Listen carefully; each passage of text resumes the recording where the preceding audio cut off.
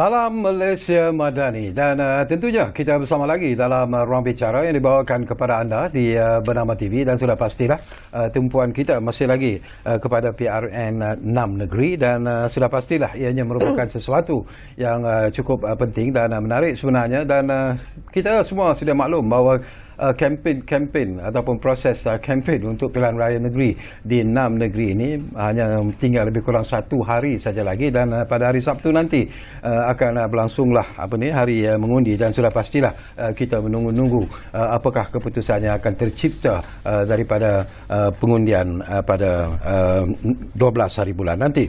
Tetapi topik yang menjadi pilihan kita di ruang bicara ialah PR6N, potensi calon wanita. Ini sesuatu yang cukup menarik sebenarnya dan kita akan semang-semang berkaitan dengan topik ini bersama tetamu yang sudah pun bersiap sedia di studio bersama dengan saya. Kita ingin mengucapkan selamat datang semula dan juga jutaan terima kasih kepada yang berbahagia Profesor Mahdia, Dr. Sharifah Shahirah Said Sheikh yang merupakan seorang penganalisis politik di Universiti Politek Malaysia dan beliau juga merupakan berada dalam jawatan kuasa pantau PRU 15 Majlis Kebangsaan Pertubuhan Wanita Malaysia ataupun NCWO. Jadi Prof, apa khabar?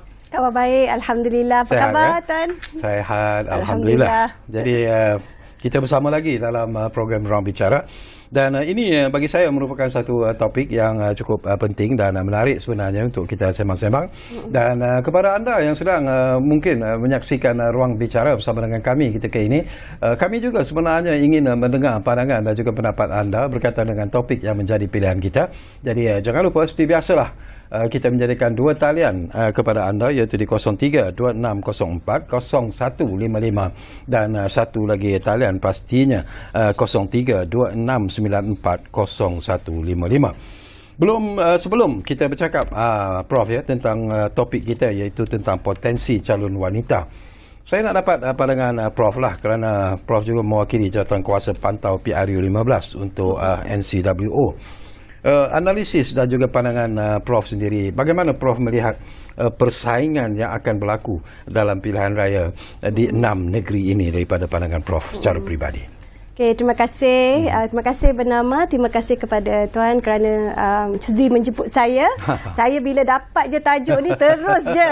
Terima. Okey, terima walaupun macam-macam kerja yang kita buat. Tapi terus terima kerana tajuk tu memang begitu dekat dengan hati saya dan kerana ianya lebih kepada masa depan dan juga imej negara sebenarnya. Betul. Ya. Dan kalau kita tengoklah dalam PRN kali ini ada 6 bahang amat terasa sekarang dan saya nampak wartawan-wartawan pun begitu sibuk ke sana ke sini dan banyak membuat liputan. Betul. Dan ini sebenarnya adalah kita meraihkan demokrasi. Ya, alhamdulillah kita dalam sebuah negara yang menghargai dan mengiktiraf hak-hak rakyat kita untuk mengundi. Jadi pastikan keluar mengundi. Itu yang pertama. Okay. Dan yang keduanya orang selalu cakap macam bola sepak sikit. Ada kata 3-3. Okey. 4-1, 4-2 ya. 5-1. Siapa 5, siapa 1 tak tahu. Okey. Tapi kalau kita tengok ianya satu perkara yang sukar untuk kita jangka siapa yang ramalkan betul-betul kerana banyak penjajaran politik yang berlaku. Lepas tu kalau yang ada yang dulu tak calon, kalau dalam PRU ke-15 tu bila tak calon lompat merajuk. Tapi yang penting yang merajuk semuanya bukan wanita. Mitos sebenarnya wanita ni kuat merajuk. Sebenarnya kuat merajuk lelaki kalau kita tengok dalam PRU 15. Okey. Okey. Jadi bagaimana andaian ataupun dari segi analisis, dari segi pemerhatian Prof sendirilah. Apakah akan timbul satu persaingan yang hebat, persaingan yang mungkin di luar jangkaan walaupun kalau kita lihat daripada analisis yang dibuat oleh pemerhati-pemerhati politik, penganalisis politik, ianya akan merupakan satu saingan yang cukup hebat akan berlaku sebenarnya dalam PRN di 6 negeri ini ya. Memang banyak ya kalau kita tengok ini daripada Bernama juga ya dan juga Sinar ya. Kedua-dua rakan karib lah dalam memastikan perkara-perkara yang disebut dan fakta-fakta yang disebut adalah benar ya. Contoh kalau kat sini kita tengok memang ada banyak kawasan-kawasan yang undinya kurang daripada 1,000. Ini memang Sinar Harian dan Bernama bersama, iaitu seperti kalau dekat Kelantan tu nak dekat 10 yang majoriti dia 300. 300 je undi. Maknanya dia boleh swing bila-bila. Ya. Lepas tu kalau Kedah tu 1, 2, 3 juga nak dekat 10. Terengganu pun begitu. Ada yang 4 undi. Betapa berharganya. 4 undi itu yang akan menentukan. Betapa berharganya undi anda kerana 4 ada satu kawasan ni. N24 Ajil 4 undi sahaja. Okey. Jadi ini yang telah disiarkan lah ya. Dan juga kalau kita tengok ya di Negeri Sembilan pun macam tu juga ya. Di Penang, Penang ni kurang sikit, yang undi majoriti yang kecil, ya bawah ni adalah 5 sahaja. Dan Selangor ada juga dalam 7 yang kurang daripada 10 lah. Maknanya kawasan-kawasan seperti Kedah, ya, Terengganu, ya, dan juga Negeri Sembilan, ya, mungkin ada kejutan-kejutan dan sebagainya. Ya. Agak-agak di Selangor macam mana daripada pemerhatian Prof sendiri? Kerana ada penjajaran politik, ya. Contohnya di Hulu Kelang, ya, Juwairiyah salah seorang daripada akan melawan mantan MB yang dahulunya di kerajaan Selangor sekarang. Tapi sekarang dia jadi mantan kerana dia di pihak di sebelah sana. Ya, ini satu kawasan yang amat menarik lah untuk disaksikan. Dan bagi saya, kalaulah ya calon wanita itu menang, adakah Selangor bersedia untuk mempunyai MB wanita? Wow. Itu satu harapan yang cukup besar sebenarnya. Kalau menang, kan? Betul. Mestilah diiktiraf ya potensi beliau kerana beliau telah berjaya mengalahkan mantan MB. Itu kalau berlaku lah. Kalau berlaku, insya-Allah. Okey, kalau kita lihat secara keseluruhannya, kita pergi kepada topik yang menjadi perbincangan kita lah, PR6N, potensi calon wanita. Ada 572 calon secara keseluruhannya dalam PRN di 6 negeri ini, dan daripada 572 itu ada 71 calon wanita yang akan mencuba nasib mereka kali ini. Tapi kalau kita lihat the figure itu, Prof, ya, 71 daripada 572.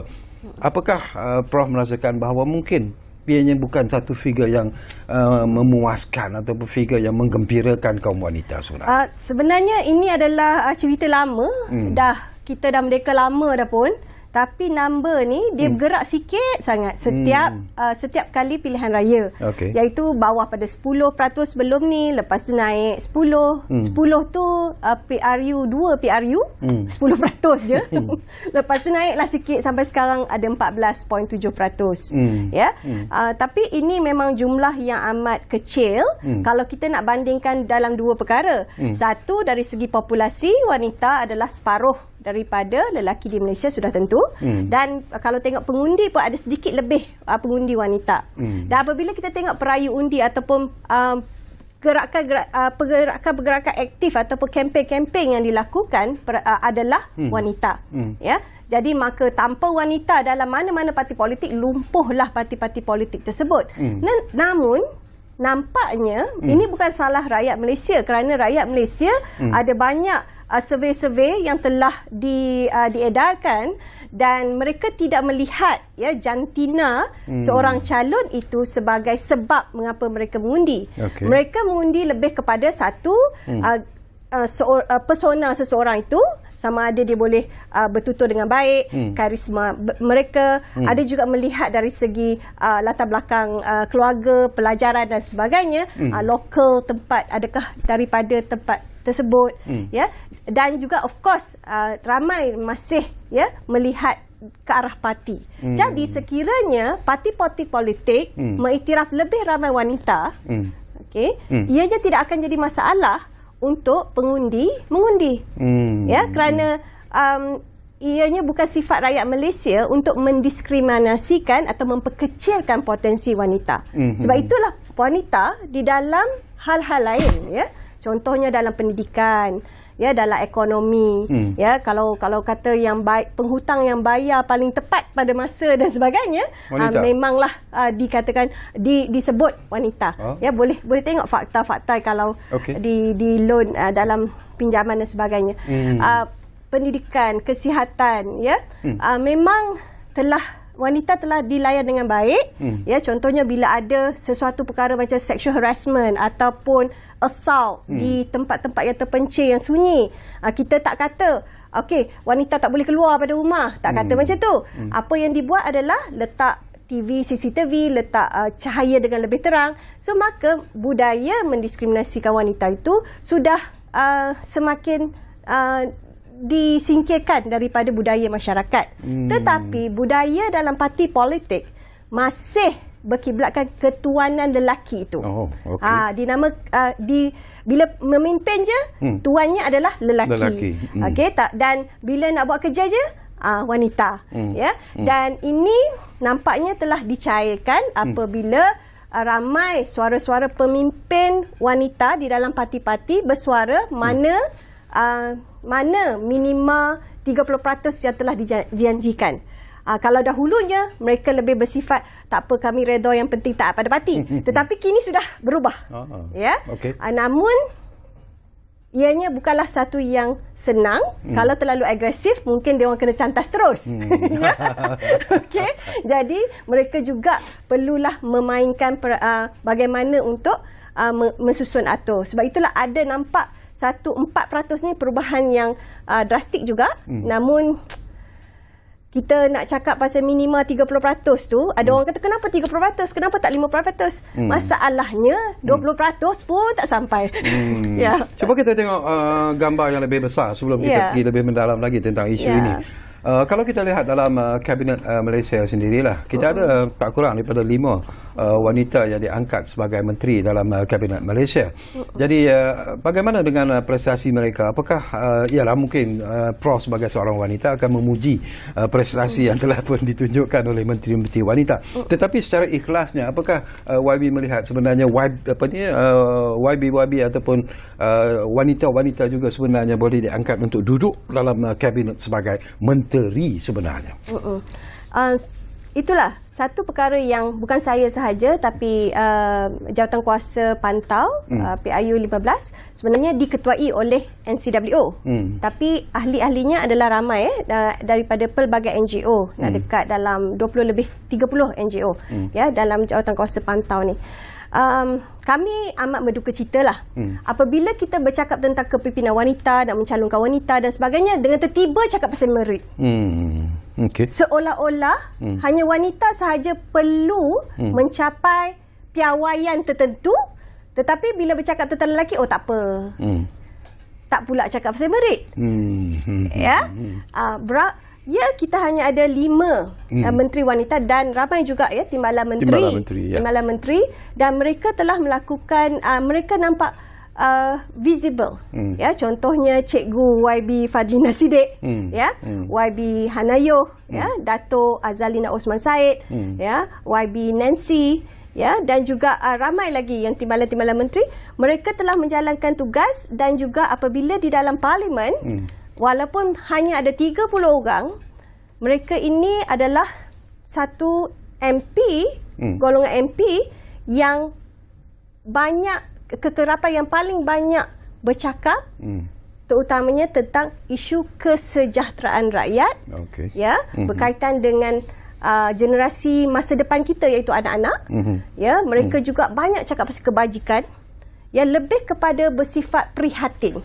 Ya, ini boleh dilihatlah, tuan boleh semak balik dengan Parlimen Malaysia yang dahulunya macam kes tentang sexual harassment, kes yang mungkin dari sudut pandang lelaki ianya mungkin tidak begitu diminati, tetapi ianya amat penting dalam masyarakat kita.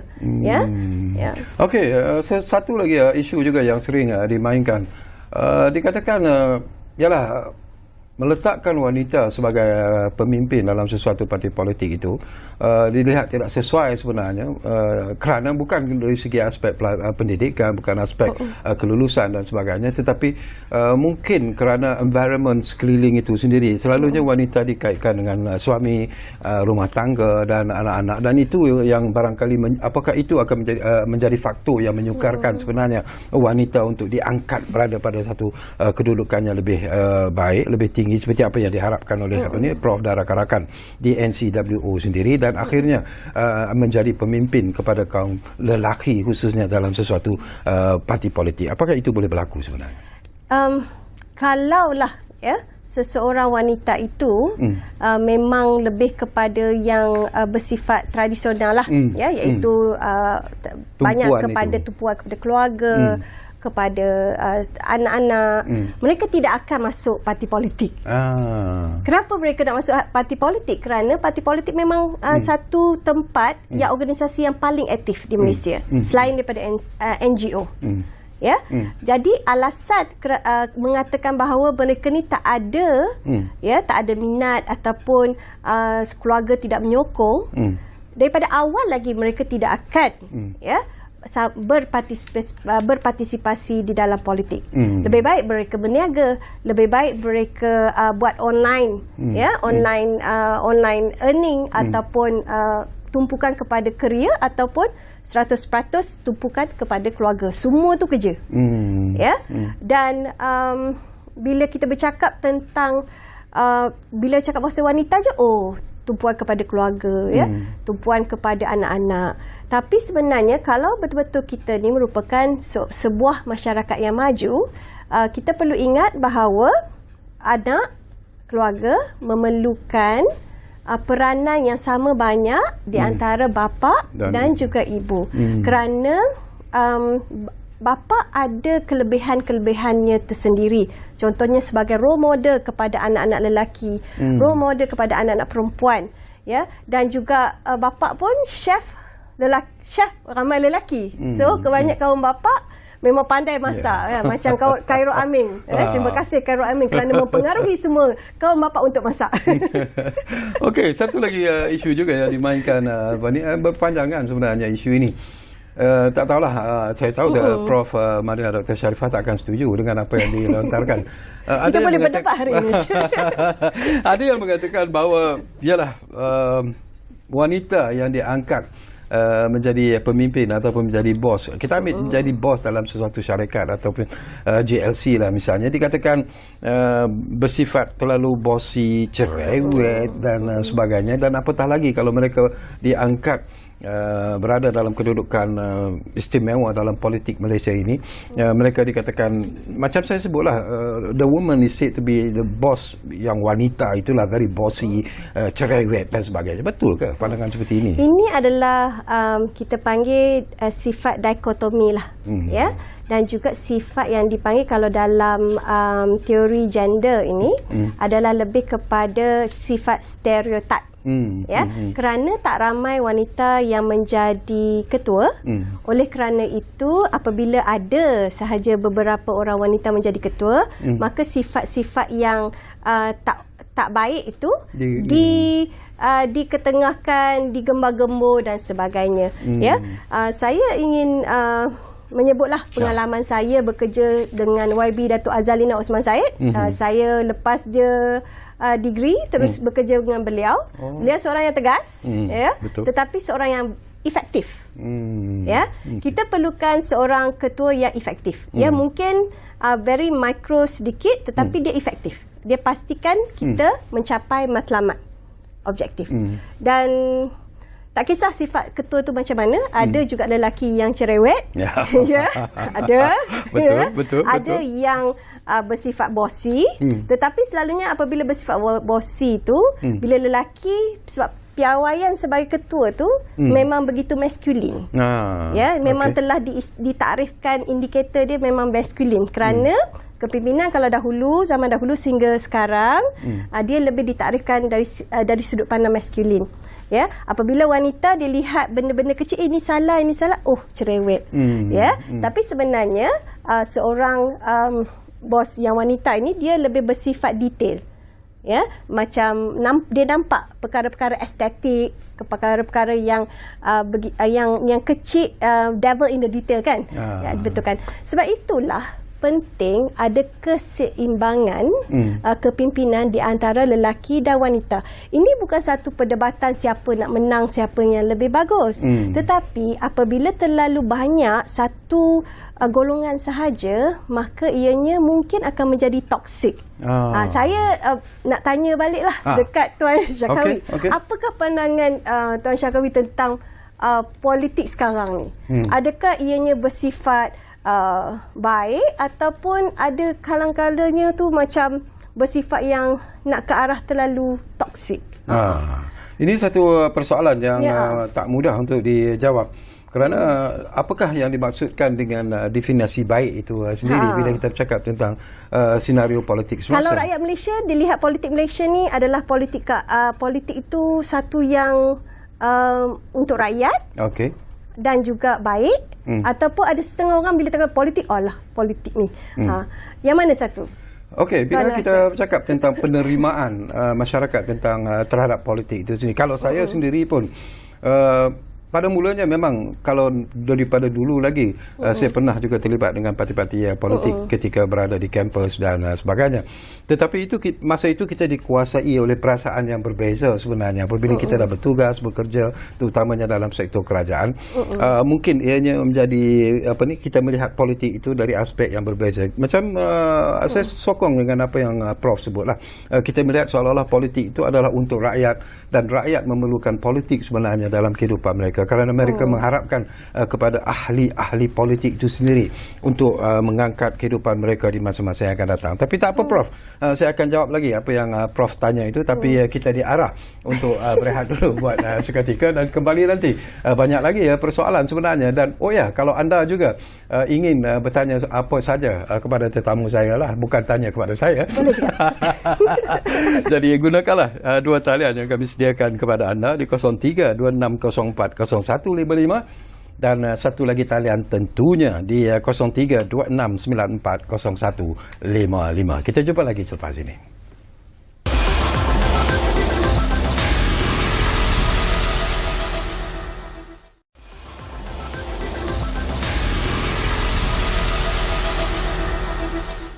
Okey, kita kembali semula ke ruang bicara ini. Masih lagi bercakap tentang PR6N, potensi calon wanita. Ridwan dari Pulau Pinang difahamkan sudah pun ada di talian kita sekarang ini. Assalamualaikum Tuan. Waalaikumsalam. Ya. Assalamualaikum Tuan Syakawi dan ahli panel. Tadi saya ada dengar tadi ada Prof ada cerita pasal politiknya. Soalan yang tanya Tuan Syakawi. Saya ingin berkongsi pandangan Saya tengok ramai orang yang politik, pertama yang berpolitik tu bagus sebab politik ni dia boleh bawa pembangunan di Malaysia. Kalau tanpa politik mana ada pembangunan, yang contohnya air di Kelantan.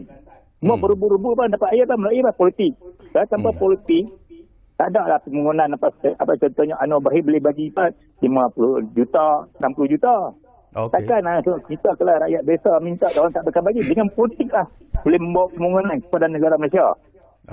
Contohnya Pulau Pinang ada jambatan 2. Dia ada jambatan 2. Tengok ada ferinya daripada lama kepada baru. Itu melalui politiknya. Ini saya nak berkongsi melalui wanita lah calon. Saya tengok wanita sepatutnya apabila kita bertukar kerjaan daripada PN kan kepada PIS, kemudian PN, kemudian kepada PIS balik Patutnya jawatan Timbalan Perdana Menteri tu wanita minta sebab wanita ni dia ada penyayang daripada jadi Timbalan Perdana Menteri. Patutnya minta kuota untuk wanita satu. Ini tengok laki-laki membolot. Itu yang kedua. Ini yang ketiga saya tengok exco jawatan exco kalau di Pulau Pinang ke negara-negara lain negara-negara lain pun dia orang pegang exco yang tak penting. Contohnya bagi masyarakat. Tercatat patutnya dia orang pegang ekonomi ke, pendidikan ke. Boleh menurut sebab dia ada sifat penyayang, dia akan beri selama-selama motivasi kepada budak-budak untuk meningkatkan pengetahuan lagi. Itu saya minta ahli panel dalam ni. Terima kasih. Okey, terima kasih banyak-banyak. Ridwan dari Pulau Pinang. Wow, menarik apa yang Ridwan bangkitkan. Jadi kalau ada penyokong-penyokong wanita lagi yang ingin memberi pandangan juga pendapat, kongsikanlah sama dengan kami dengan menggunakan 2 talian yang kami sediakan. Penyokong-penyokong lelaki juga jangan malu-malu juga untuk memberi sokongan kepada kaum lelaki terutamanya. Okey, kembali kepada apa yang dibangkitkan oleh Ridwan tadilah. Kalau kita ambil daripada apa yang disebut oleh pemanggil kita Ridwan setakat ini, mungkin kita boleh rumuskan sama ada betul ataupun tidak. Saya perlukan jawapan daripada Prof lah. Apakah sebenarnya pemimpin politik ataupun pemimpin parti-parti politik yang ada di negara kita ini sebenarnya takut kepada tokoh-tokoh politik wanita yang ingin diangkat berada pada satu kedudukan yang tinggi dalam sesuatu parti politik, kerana mungkin itu akan memberi ancaman kepada kedudukan mereka? Dia bukannya ancaman, tetapi ianya bersifat natural. Okey. Ya, iaitu sebab telah dipupuk daripada kecil dan telah lama diwarisi ketuanan lelaki ni. Ya, bertuankan lelaki. Sebenarnya kita sepatutnya lebih kepada kesaksamaan, bekerjasama di antara satu sama lain. Contohnya macam Cik Ridwan ni lah. Sebenarnya ramai lelaki Malaysia macam Cik Ridwan. Kerana macam tuan juga dengan cameraman kita pun sama. Ya, kita bukannya tentang nak saling tindas menindas ataupun saling berlumba-lumba, ya, tapi sebenarnya kita kena iktiraf kekuatan kita. Ya, tadi disebut penyayang. Penyayang itu bukan sesuatu kelemahan. Prihatin itu bukan sesuatu kelemahan. Betul. Ianya kekuatan. Mungkin pemimpin lelaki lebih kepada nak bangunan tinggi-tinggi, ya, dari segi nak ekonomi begini-begini. Tapi sekiranya kesejahteraan tidak dijaga, kebajikan tidak dijaga, biar je orang ketinggalan, bangunan tinggi tapi masih ada yang mungkin tak dapat nak bersekolah, ya, maka apabila kita mempunyai pemimpin yang sama, yang saksama di antara lelaki dan wanita, kita akan dapat mengurangkan golongan yang ketinggalan ni. Kerana dua-dua pemikiran dapat lihat sudut pandang yang berbeza. Okay. Begitu hebat akan jadi Malaysia ini. Kalau sekarang ni yang tadi saya tanya tentang politik itu adakah pada pandangan tuan toksik ataupun bagus, ya, ada sesetengah golongan merasakan politik ni macam complicatednya. Ya, kenapa asyik-asyik nak gaduh, asyik-asyik nak kutuk mengutuk. Itulah terjadinya. Dan kalau tengoklah, tuan tengok dekat parlimen, siapa sebenarnya yang banding buat kacau, yang kalau cakap tu cakap yang kosong, ya, boleh kira saya tak nampak pun seorang pun daripada mereka adalah MP wanita. Kerana wanita dia lebih kepada bila dia masuk dalam parlimen tu, saya lihat 30 orang, walaupun 30 orang, mereka masuk sebagai wakil rakyat, bukan wakil parti. Mereka akan menyuarakan ramai MP lelaki pun begitu. Namun nampak ada beberapa MP lelaki yang masih tak ubah topi tu, masih terlalu kepartian, dan membuatkan bahasan dalam parlimen tu menyimpang jauh dan juga ambil masa yang lama dan memenatkan, dan juga kadang-kadang menggunakan bahasa yang tidak beretika dalam parlimen. Saya juga ingin bangkitkan satu persoalan yang dibangkitkan oleh Ridwan jugalah. Walaupun ada wanita-wanita yang dilantik dalam exco kerajaan negeri, tetapi mereka diberi tugas dan tanggungjawab untuk menjaga hal-hal yang dianggap bukanlah merupakan hal yang amat penting sebenarnya ataupun keutamaan dalam sesuatu kerajaan negeri itu. Apakah ini memang benar-benar berlaku sebenarnya? Setakat ini memang dalam kerajaan negeri memang sedikit sangat wanita, terutamanya Terengganu tak ada. Ya, kalau tengok Terengganu, saya amat berharaplah penduduk Terengganu selepas ini mungkin bergesa kepada parti-parti politik untuk mengiktiraf, ya, sudut pandang wanita. Kita bukan hendak biar wanita lebih ramai ambil alih lelaki, bukan. Ya, tetapi kalau kita tengok dari sudut demokrasi, sebenarnya kita perlulah ada mencerminkan populasi negara, mencerminkan identiti rakyat. So identiti rakyat Malaysia bukan sekadar dicerminkan dari segi agama, dari segi kaum, tetapi juga dicerminkan dari komposisi jantina dan juga sudah tentu umur. Ya. Jadi kalaulah setakat ini 14.7% sahaja calon, dan juga bila dekat DUN mungkin kalau Terengganu ni saya memang risau. Kalau dalam Kedah, saya orang Kedah, ya. Saya seriau sikit tengok. Seriau. Ya, Terengganu hanya ada 2 sahaja calon wanita. Ya, dan saya nampak insya-Allah lah kalau kita tengok yang PAS ya, N15 Ladang, Hajah Zuraida ni insya-Allah boleh menang kerana dulu pun calonnya adalah PAS yang menang. Tapi undi dia memang begitu sengit lah, majoriti dia 363 sahaja. Ya, tetapi ada seorang lagi iaitu daripada Amanah, Eka Lisut. Dulu tapi ini kawasan PAS. Ya, kawasan PAS. Tapi gerak kerja beliau dalam masa beberapa hari sahaja beliau berjumpa dengan lebih pada 3,000 orang. Dia memang pergi all out. Ini menunjukkan bahawa inilah ya kekuatan wanita. Dia bukan hanya secara retorik bagi ceramah depa hati, tapi dia turun padang, dia sendiri turun, bukan perayu yang turun sahaja. Ya, ini perkara yang saya amat berharaplah ya, orang Terengganu bagilah at least 2 orang ni, 2 orang je calon ni. 2 orang je calon wanita. Undilah mereka. Bukanlah saya nak undi, saya nak promote parti, sebab satu PAS, satu Amanah. Ya, dulu mereka sekali. Sekarang penjajaran politik dinamika politik Malaysia mereka berpisah. Seorang PAS, seorang Amanah. Jadi saya bukan nak promote parti, saya promote wanita. Hanya 2 orang je.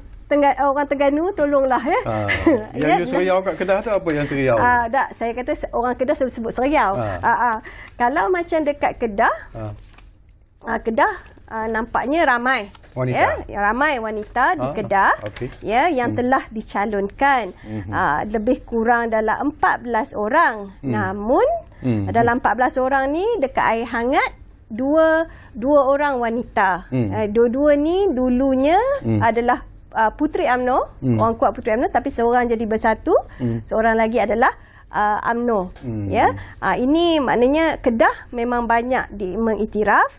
Namun kawasan yang boleh menang, kita kira dari segi logik number saja, bukan penjajaran politik, itu lebih kompleks lah, sebab itu memerlukan lebih banyak analisis yang mendalam. Nampaknya insya-Allah daripada 14 ni mungkin yang boleh menang ya adalah kalau kita tengok dari segi number macam ni sahaja, iaitu dalam 50% ataupun 7 tempat lah yang boleh menang. Kalau macam di Pulau Pinang dan sebagainya pun ada 12. Pulau Pinang ada 12. Ya, dan juga di Negeri Sembilan ada 5. Ya. So Negeri Sembilan ni pun tak ramai ni, ya. Undilah yang calon-calon yang ada. Kalau kita tengok dari segi result dululah ya, keputusan yang dahulu, berkemungkinan besar ya yang boleh menang ni memang probability dia tinggi. Contohnya saya nak sebut di sini Tengku Zamrah, PKR. Dahulu pun yang menang pun adalah PKR. So dia ganti calon lelaki. Yang di BN pun begitu juga. Letak kawasan yang memang BN menang dahulu, diletaknya Puan Sri Bibi Sharliza yang dahulunya juga pernah menjadi wakil rakyat sebelum ni, dah lama dah aktif politik. Begitu dekat dengan PKR, banyaklah. So maknanya di sini Negeri Sembilan ni potensi untuk 5 calon wanita menang ni adalah tinggi. Contohnya macam dekat Bukit Kepaya memang DAP letakkan wanita yang dah menang sebelum ni dan diteruskan. So maknanya kalau Negeri Sembilan, kalau congakan biasa mengikut tu tanpa ambil kira penjajaran politik, 5-5, 100% boleh menang. That is a good news. Kalau Terengganu ni setakat ni seorang yang PAS tu, ya, tapi Amanah and Manil ni harap-haraplah ya, usaha kerja keras beliau dihargai, insya-Allah. Ya. Okey, kita ambil Prof, satu lagi panggilan yang ada di talian. Ini negeri yang tidak terlibat sebenarnya. Pemanggil ini dari negeri yang tidak terlibat dalam PR6N, tapi mungkin ada pandangan dan pendapat daripada pemanggil kita. Datuk Gulam dari Sabah ada di talian kita sekarang ini. Assalamualaikum, Datuk. Waalaikumsalam warahmatullahi. Datuk Sarkawi. Saya sokong wanita kerana Singapura presidennya adalah terdiri dari para wanita. Dan orang kita Islam lagi. So why not Malaysia try? Kerana wanita ni perhatian kepada negara dia, perhatian kepada rakyat dia. So kalau lelaki ni, saya ingat mungkin poket sendiri saja. Kebanyakan so apa yang kita sudah nampak, sudah coba, semua lelaki yang menjadi di atas number one ni tidak perhatian kepada rakyat. Jadi why not kita coba-coba wanita yang berkelibar, yang perhatian. Saya sokong sangat kalau wanita. Kerana wanita ni perhatianlah kan dia biasa membelai anak sampai 10. Si atai di si lelaki ni dia tidak sanggup seorang pun tak boleh. Apatah lagi memimpin. Tapi kalau mau memimpin untuk Bukit sendiri bolehlah. Datuk Gulam sendiri pun saya mau memimpin untuk Bukit sendiri. So try wanita. Cuba wanita. Kalaupun tidak Perdana Menteri, negeri-negeri kata menteri besar kah, cuba wanita. Saya suka wanita, cuba Singapura. Begitu cantik sekali Singapura. Terima kasih Datuk. Sama-sama. Terima kasih. Terima kasih banyak. Okey, terima kasih banyak-banyak. Datuk Gulam dari Kota Kinabalu di Sabah. Menarik jugalah. Lebih kurang samalah seperti apa yang dibangkitkan oleh pemanggil kita Ridwan tadi. Mungkin masanya sudah sampailah kepimpinan parti-parti politik dan juga pemain-pemain politik sendiri memikirkan secara serius sebenarnya meletakkan wanita itu di tempat yang tertinggi. Mungkin ialah sebagai Perdana Menteri itu mungkin bukan masanya lagi, tapi tak mustahil untuk dilakukan. Tetapi sekurang-kurangnya untuk jawatan timbalan Perdana Menteri itu mungkin masanya sebenarnya sudah sampai di mana wanita juga harus diletakkan sebagai timbalan Perdana Menteri. Kalaupun tidak timbalan Perdana Menteri 1, mungkin timbalan Perdana Menteri 2. Tak tahulah Prof punya pandangan. Timbalan Perdana Menteri kat Malaysia ni dia adalah jawatan yang boleh diadakan dan juga boleh ada 2 ke namun yang sebenarnya yang penting bukanlah siapa yang nombor 1 siapa yang nombor 1 itu dipilih oleh parti yang menang tetapi adalah lebih baik kita tumpukan kepada kementerian-kementerian sebagai menteri-menteri kerana portfolio yang penting. Contohnya apa yang telah dilakukan oleh PMX meletakkan contohnya YB Fadlina Siddiq sebagai Menteri Pendidikan. Dan juga KKM Dr. Menteri Wanita juga di situ dan kedua-dua ini, 2 kementerian ini kaki tangan yang paling ramai adalah wanita. Jadi kalau komposisi Hana Yodi sebagai belia dan ini menunjukkan pengiktirafan yang telah diberikan dan portfolio-portfolio lain juga seperti ekonomi dan sebagainya perlulah ditimbang tara untuk mungkin dalam PRU akan datang ataupun mungkin ada reform kabinet kalau yang tak berapa perform kan mungkin nak bagi kepada wanita dan kalau dengar daripada 2 orang tadi tu kan memang samalah dengan survey-survey yang telah dijalankan bahawa lelaki di Malaysia bukanlah egosentrik dia lebih kepada keberkesanan sesuatu perkara dan mengapa mereka mengatakan cubalah wanita kerana kita dah merdeka lama, pembangunan pun dah pesat dan sebagainya, tetapi banyak masalah-masalah yang golongan terpinggir, kesusahan, gaji, masalah ini, masalah itu, yang masalah tempat penjagaan anak sedangkan tempat penjagaan anak ni sepatutnya dilihat paling penting di sebuah negara kerana menjaga generasi akan datang. Penat je kita membangun negara, generasi akan datang tercedera ataupun diganggu-gugat dengan pelbagai masalah tak ada tempat-tempat untuk jagaan anak dan sebagainya. Jadi rugilah ya, sepatutnya itu menjadi satu perkara yang terpenting ya dalam sebuah negara untuk menjaga generasi akan datang, sekolah ya, fasiliti sekolah dan sebagainya. Dan kita nampak ya, macam Cikgu Wabi Fadina Siddiq, saya suka panggil dia Cikgu Wabi sebab gaya dia memang pun dia seorang pensyarah dan juga seorang NGO aktivis yang banyak melakukan kempen-kempen kesedaran dan sebagainya sebelum tu ya. Dan kita nampak bagaimana beliau lihat macam sekolah-sekolah daif ya, perkara-perkara beban guru dan sebagainya. Ya, kalau guru terbeban, macam mana mereka hendak menyantuni kanak-kanak ya. Mereka kena digembirakan dahulu sebelum membahagiakan anak-anak ya. Inilah dinamakan kita nak nyah toksik kan. Kalau terlalu ramai pemimpin lelaki, dia terlalu maskulin. Dan maknanya kurang sifat-sifat feminin seperti prihatin, kasih, sayang, melihat secara estetik ya. Bangunan tinggi-tinggi bagus, tetapi macam rumah, home tu mana? Ya, kita boleh bina, tetapi kita membangun, tapi sejahterakah kita punya rakyat? Okey, bahagiakah mereka? Bahagia sejahtera ni very tak nampak, intangible kan. Jadi sebab itulah perlunya diramaikan lagi wanita.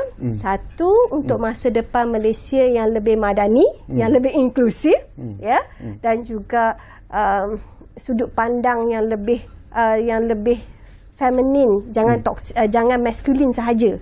Ya, dia kalau feminin banyak-banyak pun jadi toksik juga kan. Kan?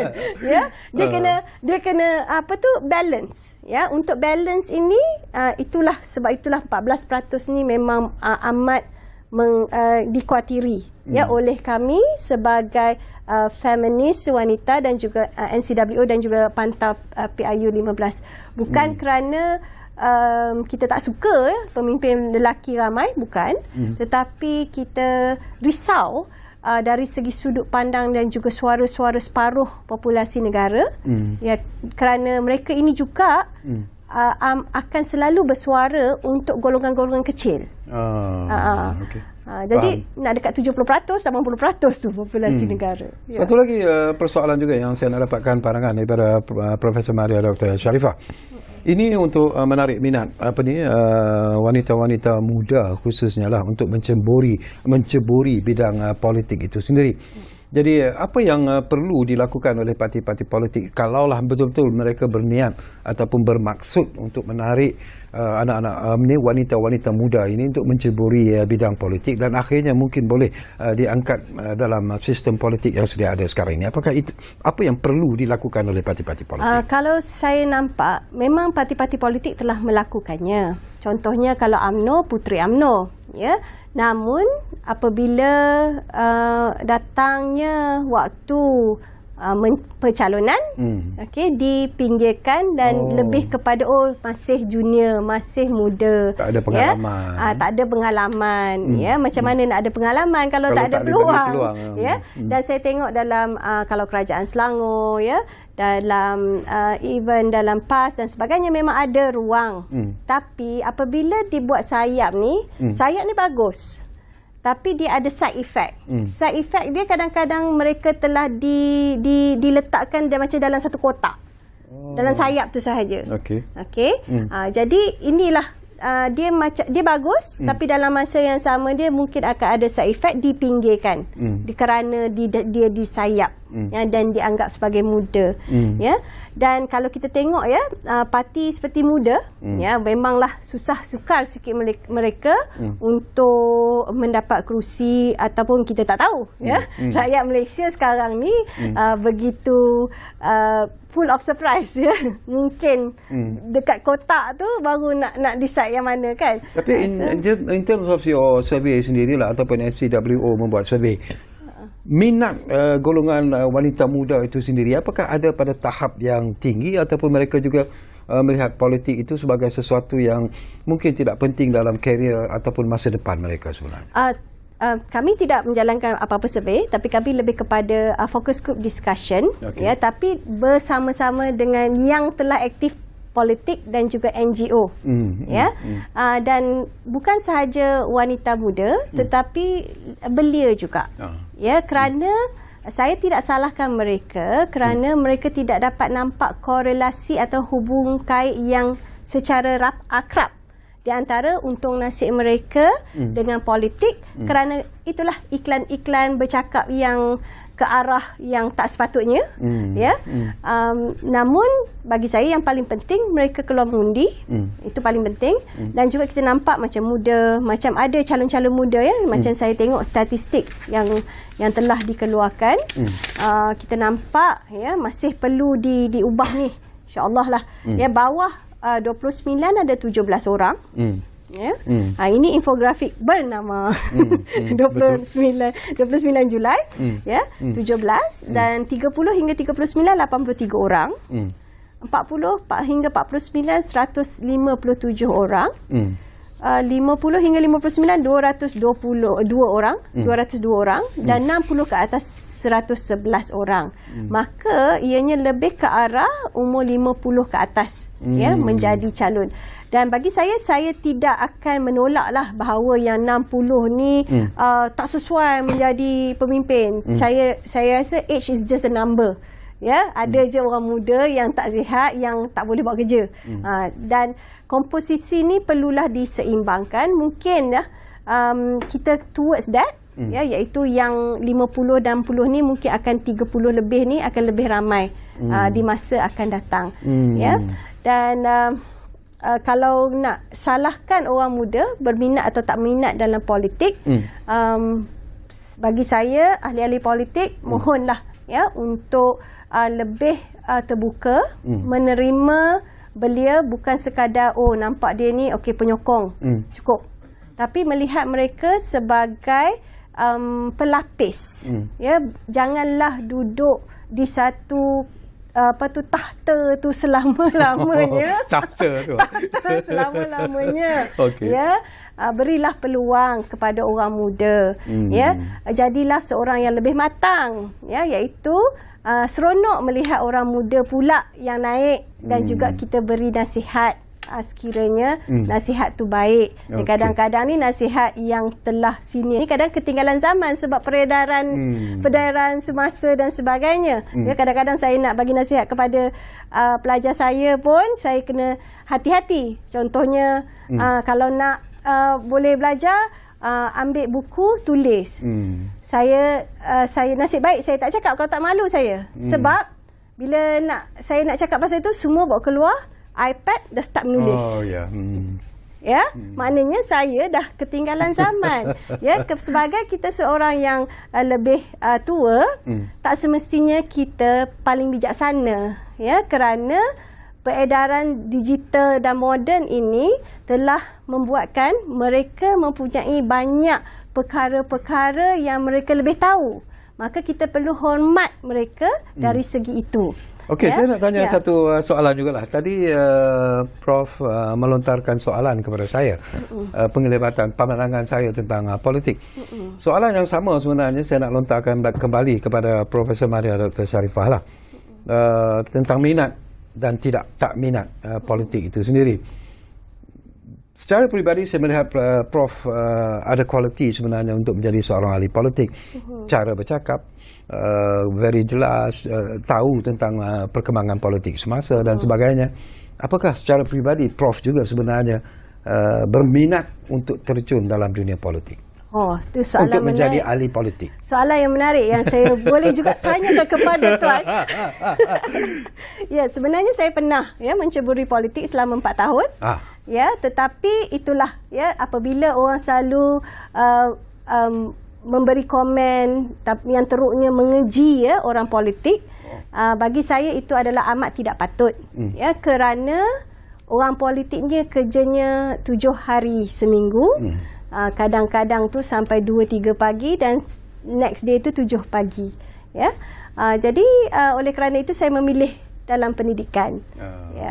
So memang sebagai dalam politik ni ianya satu diri seseorang itu yang minat politik memang adalah hak milik rakyat. Dan juga masa untuk keluarga tu kurang. Dan inilah sebab itu saya kata kenapa parti-parti politik tidak mengiktiraf wanita-wanita yang aktif dalam parti politik. Bagi saya itu amat salah. Kalau nak kata sebab keluarga dan sebagainya, kerana mereka dalam situ, kerana mereka sudah sanggup untuk berkhidmat untuk rakyat. Sebab itu mereka masuk politik. Ya. Bila kita ikuti perkembangan kempen-kempen yang dijalankan, dua persoalan tadi pun Prof membangkitkan persoalan ini, iaitu mana yang lebih penting yang akan menjadi pilihan pengundi. Adakah calon yang diketengahkan ataupun parti politik yang mereka dokongi sebenarnya. Kadang-kadang ini lumrah sebenarnya berlaku di mana mereka tak kira lah siapa pun yang diletakkan dalam parti politik A kerana dia adalah penyokong kuat parti politik A. Tidakkah perkara sebegini sebenarnya yang kadang-kadang memberikan impak ataupun kesan yang cukup negatif bila kita bercakap tentang perkembangan literasi politik rakyat Malaysia sesungguhnya lah. Itulah, kita perlu kembali kepada kenapa kita mengamalkan demokrasi dan juga kenapa politik itu penting. Ya, politik itu penting bukanlah untuk memenangkan parti-parti politik.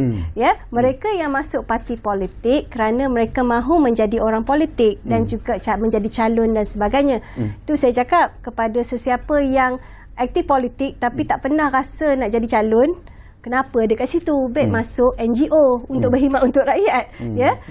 Dan tadi kalau yang cakap tadi tentang di antara parti politik dan personality ataupun calon itu. Bagi saya satu personality lebih baik, ya. Dan sekarang ni maklumat di hujung jari. Ya. Boleh Google buatlah kerja sikit sebab undi kita berharga kan tadi 4 tu kan. Ya, undi tu amat berharga. Maka kita perlulah buat sedikit kerja, ya, dapatkan maklumat dari TikTok ke, daripada website ke, tengok dia punya latar belakang, tengok cara dia bercakap. Kalau tak nak turun pergi ceramah tak apa, FB Live ada, semua ada, bolehlah. Sebab undi kita tu satu tu amatlah berharga, jadi pilihlah mengikut satu calon. Ya, nombor 2 tu barulah kita tengok parti mana yang berpotensi untuk mentadbir negeri dengan lebih baik ataupun memang dah baik. Ya, sebab perkara ni amat penting. Kalau terlalu obses kepada parti, ya, macam tadi semalam kita tengok debat, ya, di antara SS, tapi bukan SS ni, SS lelaki, ya, dan juga YB Rafizi, nampak mereka penyokong tu mereka begitu santun, ya, mendukung rukun negara, kesopanan dan kesusilaan. Namun apabila kita tengok netizen tu, ada yang terlalu nampaklah ciri-ciri terlalu obses, bergaduh dan sebagainya. Ya, kita kena ingat bahawa politik itu adalah untuk kita ketengahkan kepentingan kita, ya, kepentingan komuniti dan juga untuk menjadikan negara kita lebih baik dan juga untuk menambah baik polisi-polisi, menambah baik infrastruktur dan sebagainya. Maka kita perlulah mencari orang yang paling layak untuk memastikan penambahbaikan berlaku, dan obsesi dalam parti politik tu akan hanya mengaburi mata kita daripada melihat kebenaran. Okey, menarik sebenarnya. Banyak lagi persoalan yang ingin saya kongsikan, tapi seperti biasalah Prof. Kita ingatkan 1 jam tu panjang kan, tapi tak mencukupi juga cukup untuk bercakap tentang isu. Sebab 1 je saya tanya soalan. Saya kena tanya 2-3 soalan pada tuan. Okey, terima kasih banyak-banyak kepada Profesor Madya, Dr. Sharifah Syahirah. Dan saya selesa sebenarnya sembang-sembang bersama dengan Prof. Jadi mungkin selepas ini, lepas keputusan pilihan raya telah pun kita ketahui, mungkin kita akan duduk semula di ruang bicara ini untuk bercakap tentang ataupun melakukan analisis tentang keputusan pilihan raya negeri yang akan berlangsung pada 12 hari bulan nanti. Kerana itu juga sebenarnya ditunggu-tunggu, dan itu juga nanti mungkin akan menentukan di manakah sebenarnya potensi calon wanita itu dalam pilihan raya ini. Walaupun Prof mengatakan bagilah undi kepada CA, CB, CA dan sebagainya, wanita-wanita yang bertanding, tetapi terpulanglah kepada pengundi-pengundi sendiri untuk membuat pilihan, dan juga kita tunggulah keputusannya nanti. Terima kasih kepada anda yang menumpukan perhatian bersama kami di Ruang Bicara, dan jangan lupa seperti yang selalu kami sebutkan kepada anda, Ruang Bicara akan terus berbicara bersama anda dari masa ke semasa. Kita jumpa lagi.